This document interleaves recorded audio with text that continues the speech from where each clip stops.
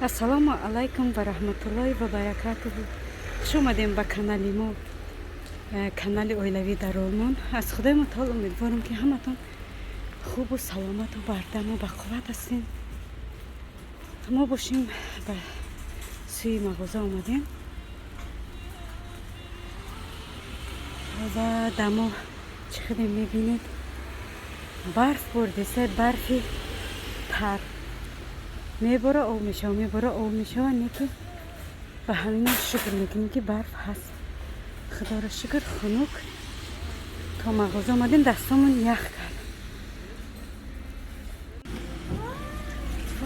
И барфа бин мода чӣ хеле барф боридеста.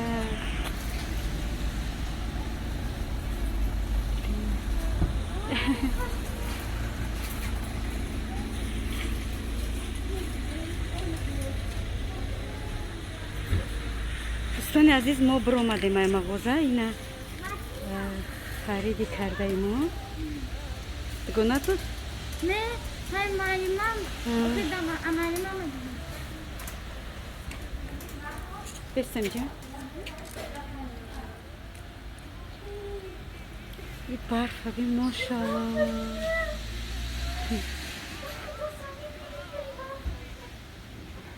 سحری اگرم خب بباره سحری چی میشود اینو جان؟ سحری هم پریبرت میشه. خب بریم که شما دا успех کنیم دلناس. давай. دوستان عزیزی من، دگانه های مهربانی من، اینا ما خونه در رسیدیم و اینجا چیزی که میبینین خریدی کمککی ما امروز خرید کردیم. اینجا باشه اووای همش ندروردیم در پادیز موندیم. همی میدروریم یک دو سه تا در پادیز. اگر بیستن خنک میشم برام که مو پیشکی میدرورم یک دو سه تا شکی کودکو خوردن کسل نشون خنکی بعد میشه در پادیز بیستن. برای همین کم کم میدروریم خونه. اینجا باشد این سیمچکه بسیار وقتا میشنیم تلویزیون نگاه کرده، کینو تماشا کرده، با سیمچکه خورده میشینیم در پیش تلویزیون. اش باشه یو پیسته هم پیستای با مزه هم. جا باشه ای لواش گرفتم. اش باشه خلیبای امروز که خرید رفتم و کارم بسیار ترکی بود، خمیر کردن نتونستم. برام که من خلیبی مغازینی را کم استفاده میبرم، کم میخرم. خیلی که نون که نداشتم خریدم امی خلیب هم. جا باشه یه پاکت برای موسران، یادش برای موسره، یادش برای نمی خلیب. اینم خیلی چیزا گرفتن. یادش پاکتی مایده، یادش پاکتی کلام برای موسره.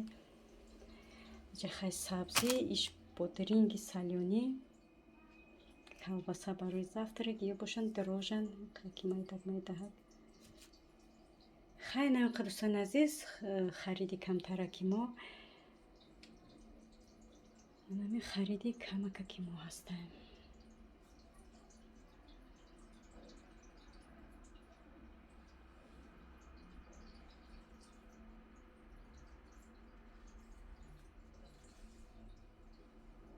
دوستان عزیز، میگذاریم با تیار کردن خوراک. وزیده جمع макарон تیار میکنیم. помощница اینجا تیار ایستادگان قاشق کاولشون داده شون. یکتش میکوه تیار میکنه، تیدیگش نمک چیره میبوشه. بگی سابرینا.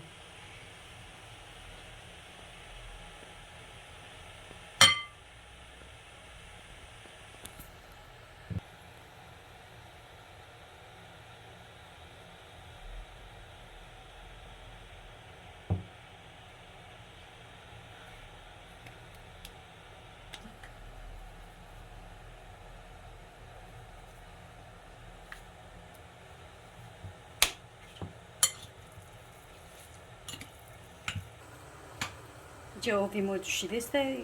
کمکک روغنش دوختم. ОЛМОН جوشیده است.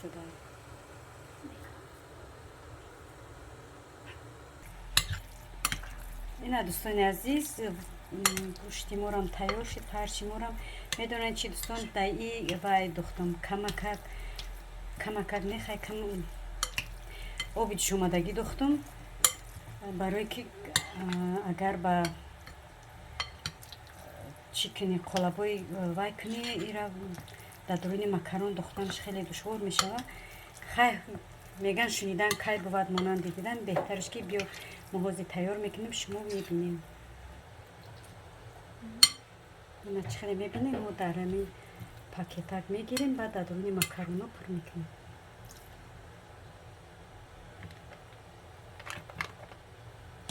اگر آبش نمیدوختیم ملایمش نمیکردیم با این گذراندن این پاکتک خیلی دشوار میشیدم.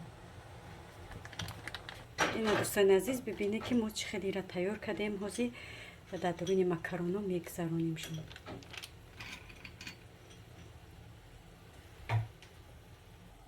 اینا ببینید دوستان عزیز حاضی دلنازه جان اسینا دیدشه سیاه که کوبی قبل نمیخواه رفته.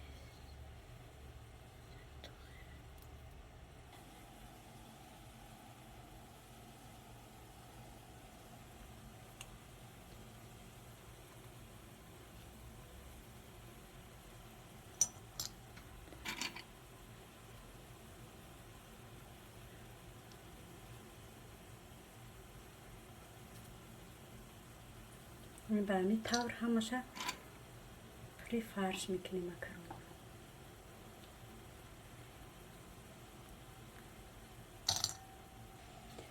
نوبت به صبرینه رسید. صبرینه هم خواست که یک بار سنجیده بینه کنی میتونه یا نه.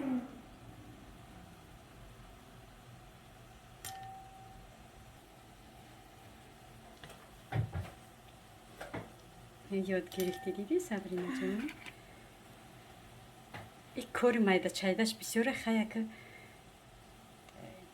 کودکو چخیلن.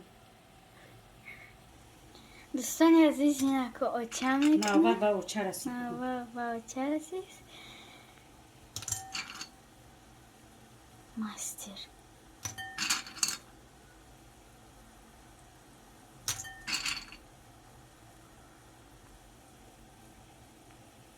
بینید دوستان عزیز نه یالی بوده درونی او دام میکنه میخیزن. ماستر.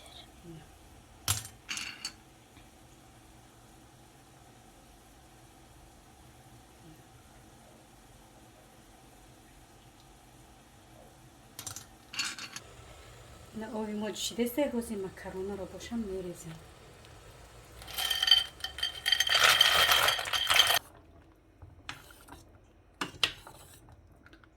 دوستان عزیز نه مکرونی ما تیار شد. روزی یک تا میگیریم در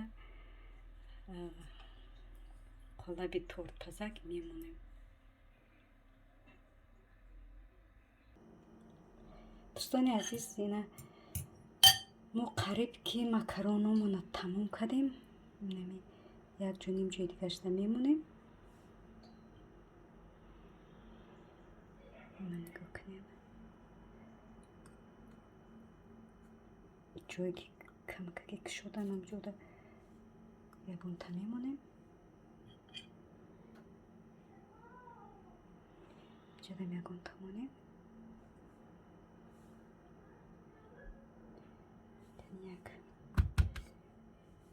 یک دوستان عزیز انا میخواد ما مکرونمون تیار کردیم.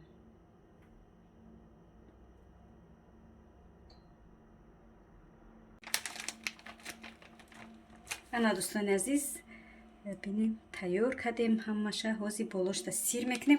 گفتم تاماتا یا کچپ چی کنم کودکون نمیگن برای همین بالاش اینا سیر میپوشیم.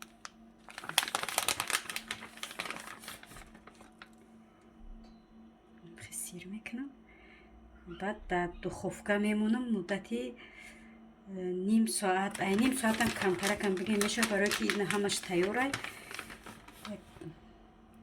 علاوه پاستا 150 ده میمونیمش می 350 گرادوس ده.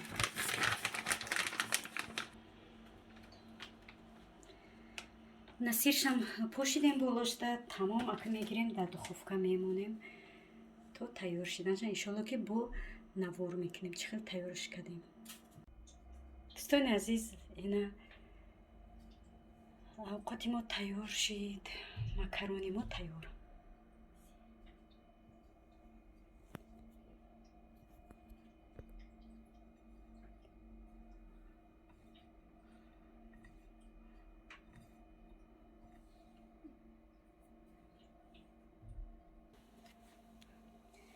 باز میکشیمش گرمه.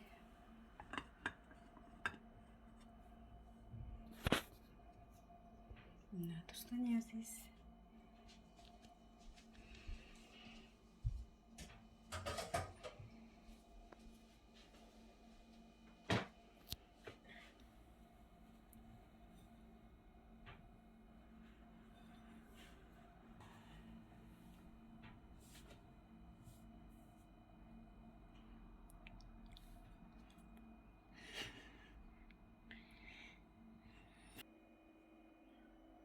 А что только под...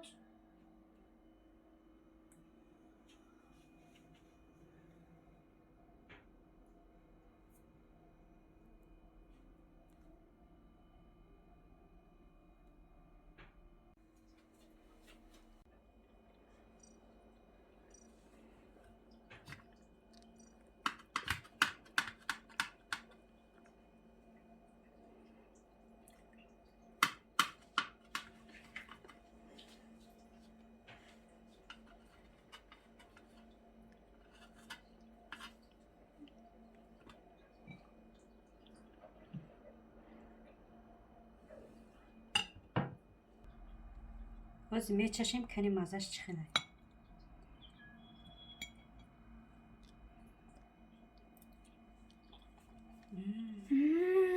خیلی بلازه. محفل شد. با قطعی سیروش با مزه. با اون مزه اومده. مصلحت میتیم که تیار کنه دوستان عزیز. شایما نمیشه و نگاه کنین اینا. مدفوری. این روزا اولی نچشیده اولی بسیر. یک تا بچینده دهنم. بسیرش باشه. این سیردار. حاجی هماشه بیشک میخیرم چه یادش هم نمیمونه. میونی بیدود. دیگه که کامیرا چی مورم چشیده بینه تو که مزهش با دهانی میگن سخن از دهانی لقمان خوش است میگن که دهانی با کامیرا چی فهمین بهتره. چقدر مزهش؟ با مزه. خیلی یک تا 10 پونکت میتونم 100. دوستان عزیز با همین ویدیو امروزه ما با آخر میرسد. لایک و زنگوله رو پخش کنید، لایک رو هم زیر کنید و کامنتاری های خوب و بهترین نویسین. انشالله که باوری دارم همتون کامنتاری های بهترین می نویسین. باقی در امان خدای بزرگ به همتون تنیسیت و خانواده خواهانم خیر تا ولاگای آینده. خداحافظ.